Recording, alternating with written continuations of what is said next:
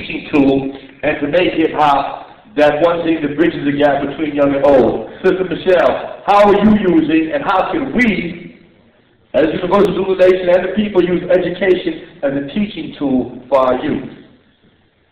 Well, first of all, you talking about as a teacher, or you talking about going into the schools? Because you have to build with the teachers. Even if you're, okay, I understand you're teaching, even if you're not an official teacher with a license. Okay.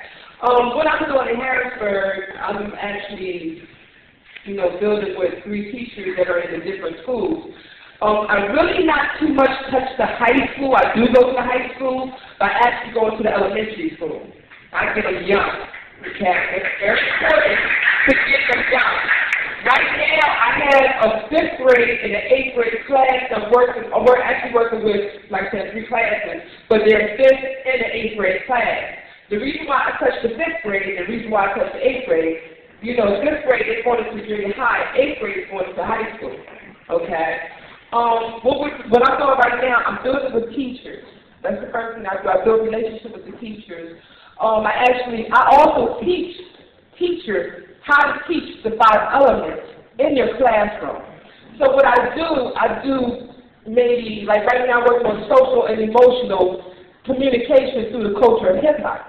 That's one of the projects I'm working on. So what I do, I go in and actually teach their class for 6 weeks. Okay? Show them how to teach. Also, teach the history first. You have to teach history first. We can't just jump into Tupac and Biggie. We got to go all the way back to Africa to go to first, and we got to follow that timeline. Okay? That's the first thing I do. I follow the timeline, and not only see what interests the kids. We can't beat them up because they like little Wayne and they like. So Sister Michelle, so before we talk about the universal Zulu Nation, you might want to talk about the original Zulu Nation in South Africa. That's right. Okay. That's right. You have to do that. Like I said, you got to go from Africa. You got to follow that timeline. It's very important, and a lot of visual too. Like I think I was telling either you, I was telling one of the pioneers. I showed the 8th grade class the Planet Rock video. Okay. And I was nervous, like, are they really going to prove this? But actually, they like it. They really like the video. You'd be surprised. A lot of the kids like old school or true school music. I'm telling you, I found one that actually told me everything about the crash crew. Actually did some research. Okay?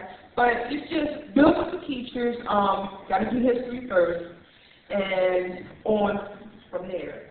So. Definitely. Sister Michelle, how's the board in Pennsylvania?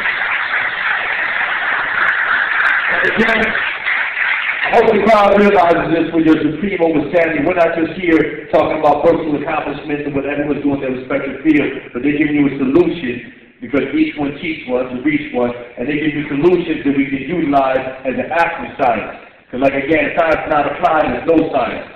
Queen Mother, if I may ask you a question, how do we survive the onslaught on the family?